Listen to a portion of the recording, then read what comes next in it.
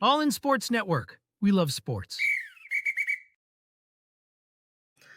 How's it going, everybody? Back here on the All In Aggies YouTube channel. I'm your host, Ben Peck, as always. Thank you so much for joining us on another beautiful day in Aggie land as we look ahead to a blackout, but don't call it a blackout, against the LSU Tigers on Saturday. Wear black to the game seems to be the message as the Tigers come to town, and it should be a rowdy, raucous atmosphere at Kyle Field. It is going to be a night game, as we learned a little bit after some of the results the past couple weeks. So looking forward to it. Game of the year for the Aggies. This will probably be their toughest game until Texas at the end. You can make an argument that this might end up being the toughest game of the season by the time we're all said and done.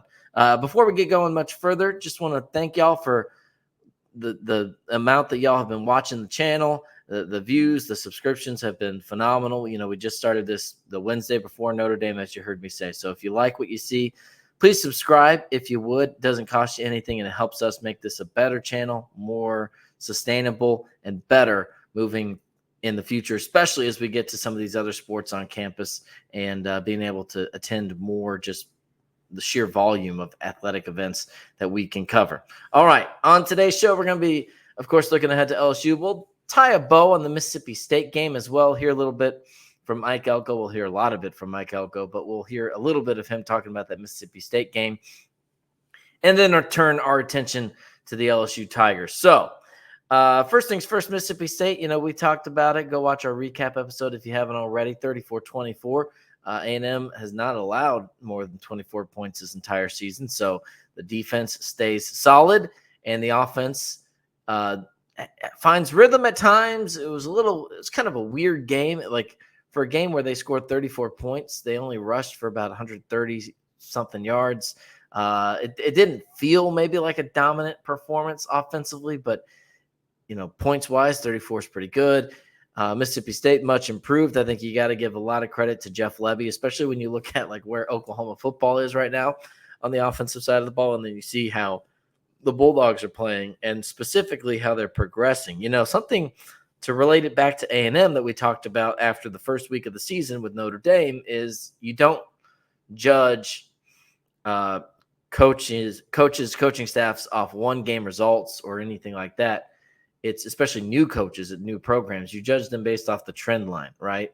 So the Mississippi State start the year kind of ugly. Yeah. Was the Toledo loss a disaster? Absolutely. But now look at how they've adjusted and they're trending in a much better direction. I think that tells you about the quality of like a Jeff Lebby staff more than, a one-off game against Toledo. Just like we've seen A&M start the year a little slow, look a little lost offensively against Notre Dame, and now the Aggies hitting their stride. So credit to both those coaching staffs. And a thing that we talked about, literally, I think we titled that video, "Sloppy wins are still wins," beating Mississippi State. And I've talked about it ad nauseum. You'll hear me talk about it forever and forever for every sport. I think it is such a measuring stick to see if teams are not at their best and can still win games. A&M did not play its best, did not play a clean game in a lot of phases, but they still found a way to win. That says a lot to me about where they are, at least in relation to Mississippi State. We've seen them, though, even Arkansas at times, Bowling Green at times, kind of have to navigate through some of that stuff. And they've, as Coach Elko will say here, found a way to win. So this is Mike Elko kind of giving his final thoughts on the win against Mississippi State. Sometimes you don't have your best stuff and you got to find a way to win. And we did. We lost the turnover battle, which is not a good recipe on the road. We didn't win the fourth quarter, which is not a good recipe for success. We had a bad 2-minute drive at the end of the half on defense. We had a bad 4-minute drive at the end of the game on offense, and still found a way. And I think that's a testament to the grit and the toughness of the group, that in that environment, you could not be playing your best football and still find a way to win. I do think there were still a lot of positives to take out of the game. I just thought in some critical moments when we could have taken control of the game, we just didn't. And, that's exactly what we've been saying here on this channel. And also, by the way, we talked about how they did do that and that killer instinct against like Mizzou at home. Obviously, it's tougher to do that on the road or neutral site. But, even they had that kind of killer instinct at Florida. I think the score of that game tightened up at the end is just part of pure game clock management rather than necessarily a huge drop off in their ability to play. Yes, you would have loved to beat Florida by 30 or 40, but the way they came out and set the tone in that game was quite remarkable in that game. And I think you're seeing signs of growth. So now, obviously you'll get a huge boost at home against LSU. If you go through some of that grind, you can get a huge lift off a single play. I mean, just look at what Texas and Georgia did. Like Texas with put the throwing stuff on the field aside, but just like the pure football play, them getting that interception, setting themselves up to get, basically a touchdown a few plays later, and they were back in that game. They had an opportunity there to overcome that was made a lot easier from being at home. Now, Georgia being the dogs they are, literally and figuratively, they found a way to get out of that game, and they showed you their championship pedigree. But Texas, like that game in Athens, and even after that interception, that could have been a much tougher road. But you did feel like there was a little bit of belief there for quite a while because of them being in Austin. So A&M is going to have that same dynamic. Of course, being at home against LSU, we'll see if they can maximize that to their ability by making big splashy plays, and not just big splashy plays, but just fundamentally sound and kind of really making LSU play their type of game, right? Slow, methodical drives offensively. That's what you want to allow. Obviously, short lasting would be ideal as well, but don't allow the big plays. Try to save those for your guys, and if you have a tackle for loss on 2nd and 4 that sets up a 3rd and 5, the difference between how that's going to feel at Kyle Field compared to if LSU had to go through that at Tiger Stadium, night and day, right? And almost quite literally, especially with it being at night and the scenes that will be at Kyle Field. All right, now let's move on. Speaking of LSU, let's just touch a little bit on the Tigers though so far this year. I'll be honest. I thought at the start of the year against USC, I was more impressed. I probably came away more impressed with LSU than I had hoped coming into the year for them. If I was a Tiger fan, I thought, the result on the field obviously was disappointing in terms of losing to USC, but I thought just watching them, I felt more confident in their ability to build off of certain aspects of their games. And at the time, I mean, not even at the time, I thought USC played a really good game, probably their best game of the year still to this point. Now, the only problem with that for them is USC, you want to start at a certain point and then keep on going. They've kind of done the opposite or at least stalled out. So I think USC, though, objectively was very good in that game. And LSU was very good as well. Like you could have told me after that game, hey, at the end of the year, that's going to be a top 10 team against a top 15 team. And I would have believed you, or maybe even better than that. So even in a loss to USC, I was impressed with what they did there. Now, after that, Nichols, it is what it is, but I know they kind of messed around a little bit in that game. South Carolina is the big one that people talk about, especially we see what South Carolina did now at Oklahoma. Boy, oh boy, Oklahoma, look, side note, A&M didn't have to play them this year, but shambles, just kind of a disaster over there. They just gave Brent Venables an extension. I feel like they're locked into that for a few more years. So I don't know if you don't have any sympathy for Sooner fans or the Sooners, then God bless. If you do have some Sooners in your life, keep them close to your thoughts, close to your heart, because they're going through it right now. But anyway, South Carolina, LSU gets that win. Don't think they should have. Think that pick 6 reversal was brutal. I mean, maybe if this game was in Austin, you had some debris on the field, maybe they talk about it and say, yeah, you know what? No blindside block on Garrett Nussmeier. That was a pick 6, and South Carolina gets the win. But they did find a way to come through in that game. I mean, even to put themselves in position, it still wasn't a given, even with the reversal of that. So got to give them credit for that. I thought that was like a kind of a gritty win for them. UCLA, I think UCLA is not a great team. but they found a way to win on the road, 34-17. That did get a little interesting, and you do lose Harold Perkins, I believe, in that game. So that was kind of okay for me. And then after that, South Alabama 42-10, then Ole Miss in overtime, and then Arkansas. Really, I thought this past game was probably their most impressive game of the season. To go on the road, a team in Arkansas that just knocked off Tennessee at home not too long ago. They've got belief. They've got playmakers. Whether they're consistent is another issue, but they can certainly make plays and have explosive offense at times. And they just get shut down completely. Total yards, 278. How about 38 yards rushing for 2 yards per carry? Jaquindon Jackson just held to 5 carries for 26 yards. So that was, knowing how much A&M likes to run the ball, that was kind of alarming to me in terms of, now listen, they only went to Jaquindon Jackson 5 times. I think Le'Veon Moss and the complement of backs at A&M will get much more. Even if they're running into a brick wall, they will be more committed to the run than that.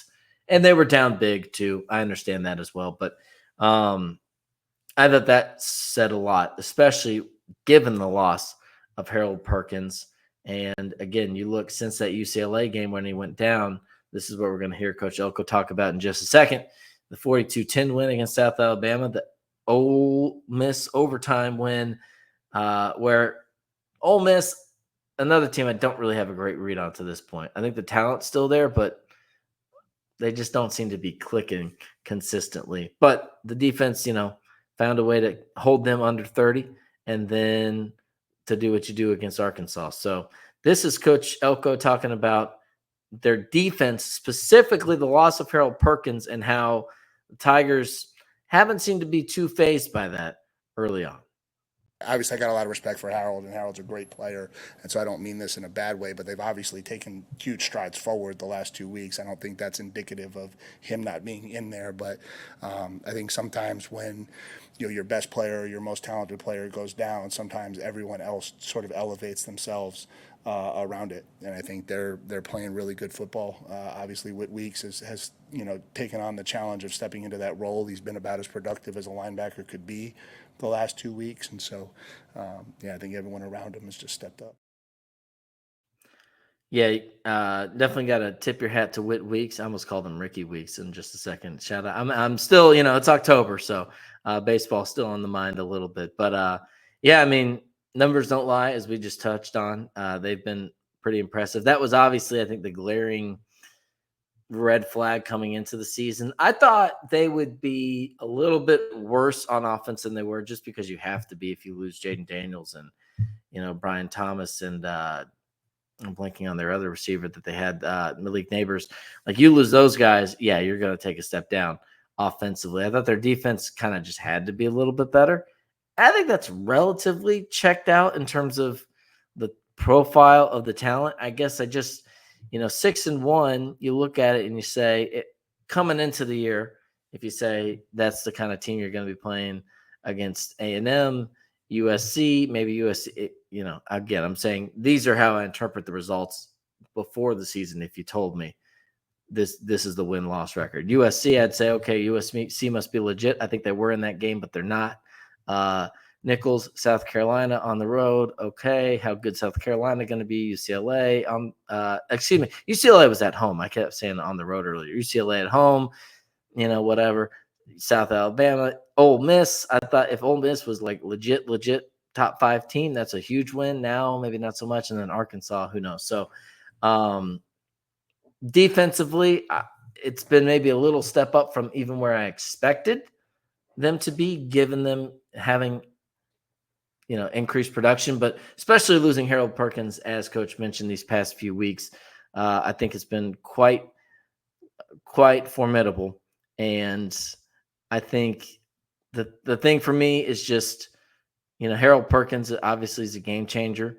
Not having him is a huge loss for the rest of the season. I will be curious to see how they go along. I don't think LSU will be the type of team where if A&M wins this game, then, you see Mizzou, how they kind of have looked a little shaky after their loss. They barely got by Auburn. I don't think LSU will fall off quite that bad, but you do have a game against Alabama. You've got a game at Florida. I think people might recalibrate their expectations for LSU as like a legit top 10 team to sort of a, kind of what we thought week one, like top 15, top 20 team if they struggle down the stretch here.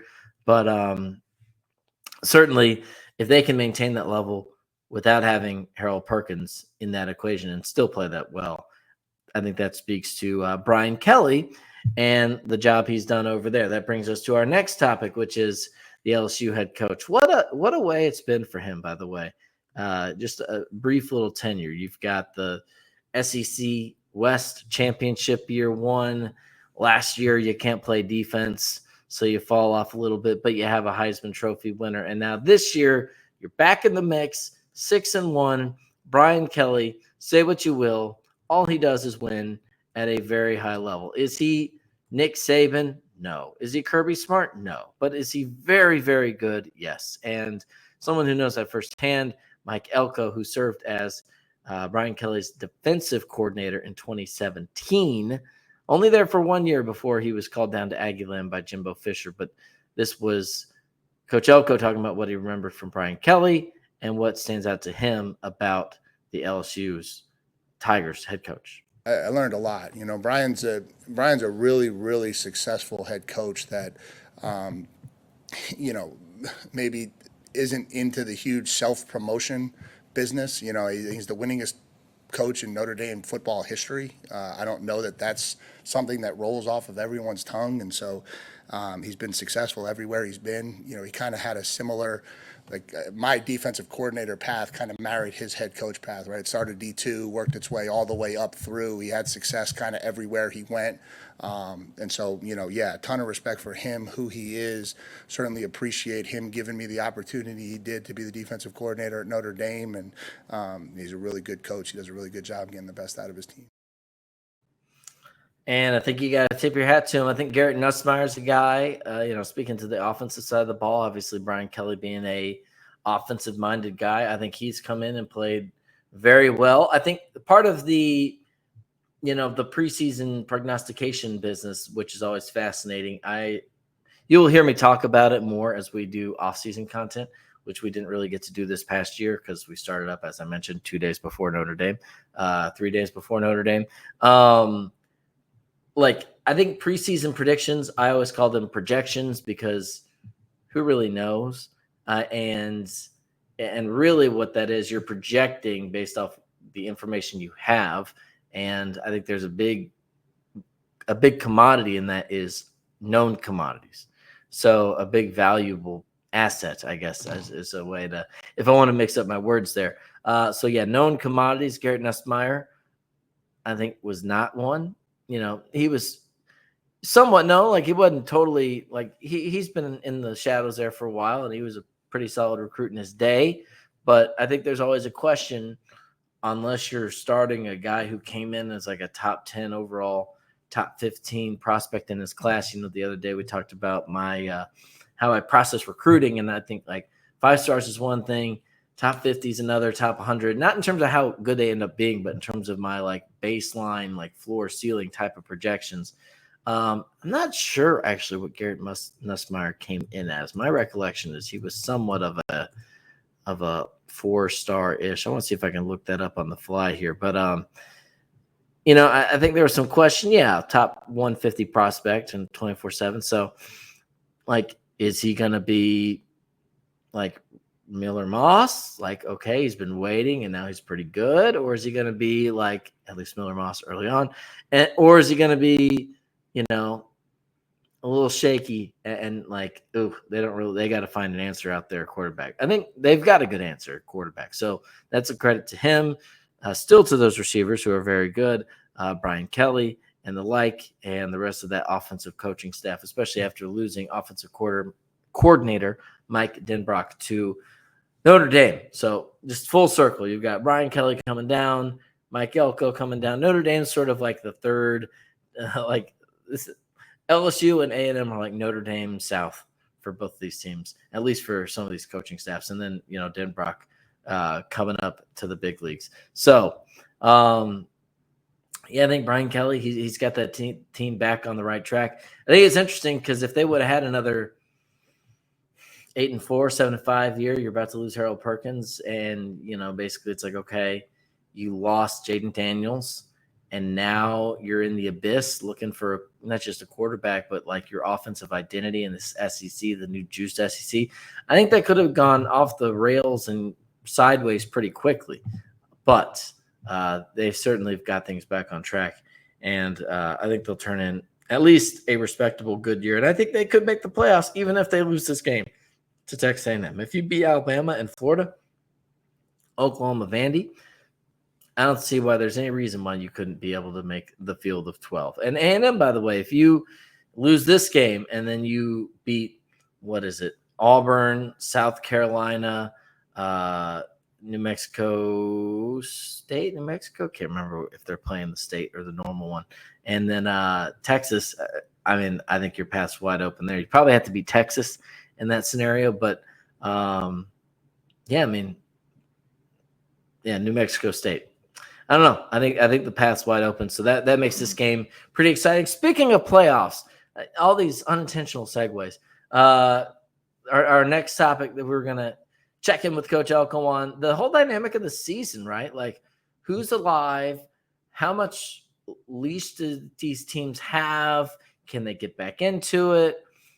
It's been kind of wild to see, and I think if you were an expansionist, this is probably the type of football season you needed to justify it, especially knowing that we're about to go to 14 teams in not too long. So, not just the fact that you have, Georgia look kind of shaky at times this year, really shaky against Alabama, not great for the first half against Clemson. People forget about that. And then they come out and then they do what they do at Texas. Texas looks like they've been outclassing everyone that they've played at least. And then they looked rattled big time. I mean, there was that picture of Quinn and Arch, which I think spoke volumes. By the way, I think it was the right decision to put in Arch, but we're not here to talk about that game. But listen, it's wide open. It's created a lot of opportunities for teams to get back in this playoff race. And Coach Elko talked about how that is almost something that coaches are now not really afraid to bring up the elephant in the room about the playoff, because it is so much more attainable for teams this year than it has been in years past. I thought this was kind of interesting.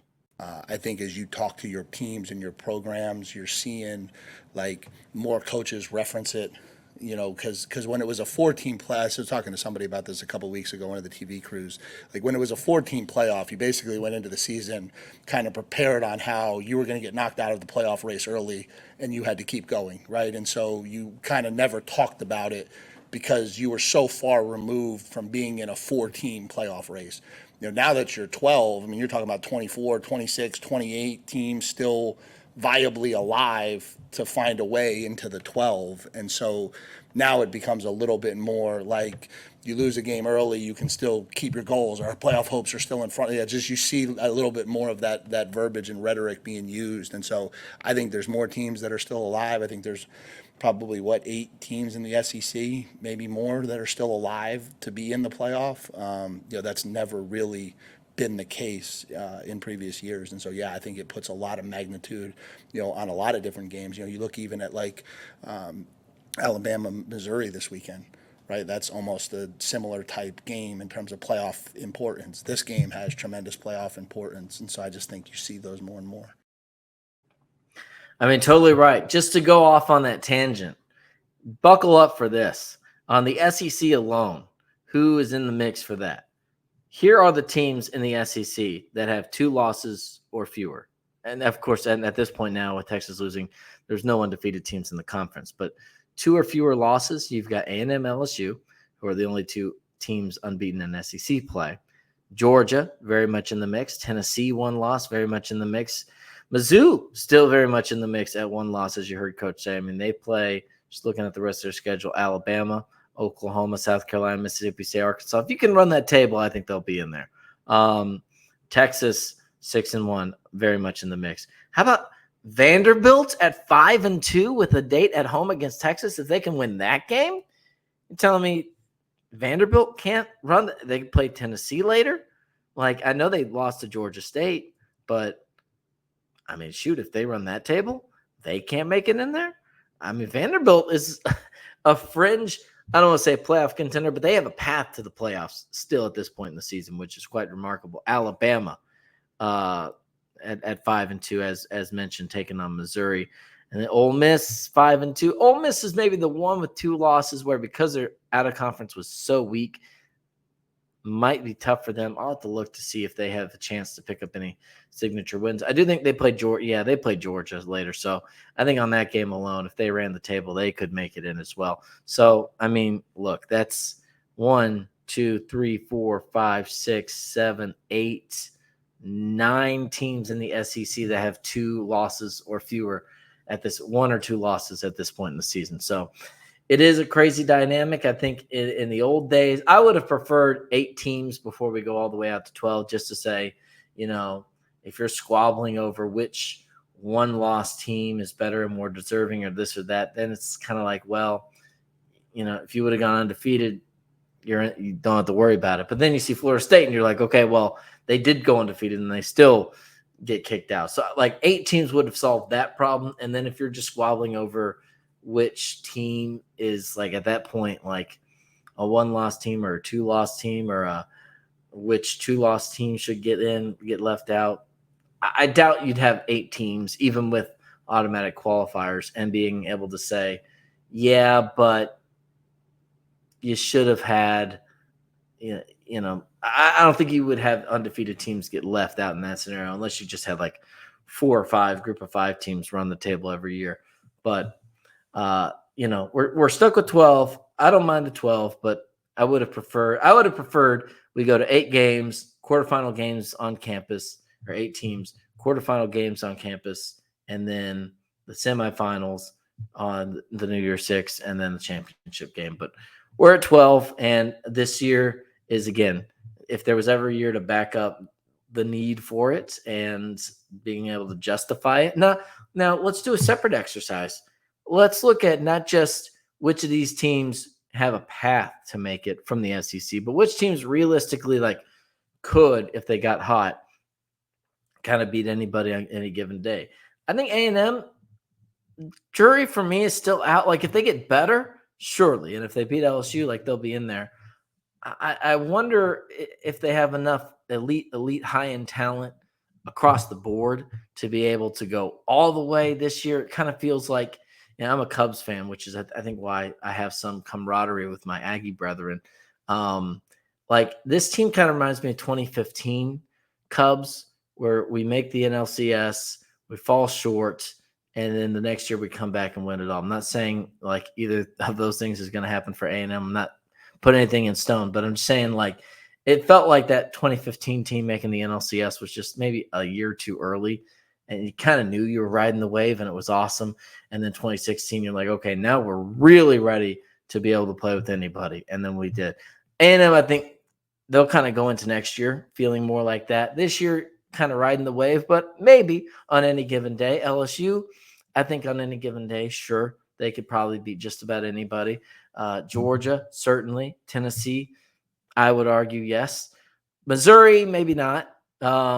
Texas, I think, still good enough if they don't come out and fall behind 23-0 against Georgia. If the second half Texas, they can play with anybody.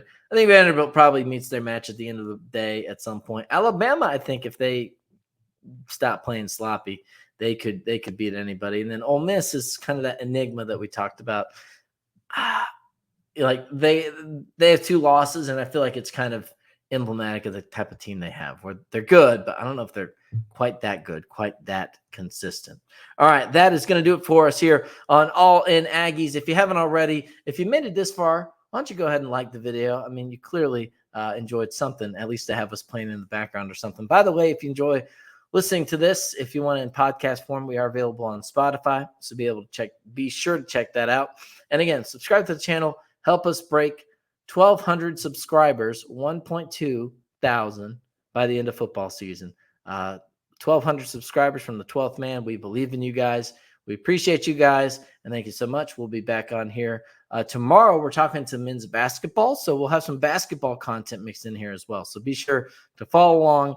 Again, I'm Ben Peck. Follow at the Ben Peck for all the updates throughout the week. I've got all sorts of stuff, and we will see you later. All in Sports Network. We love sports.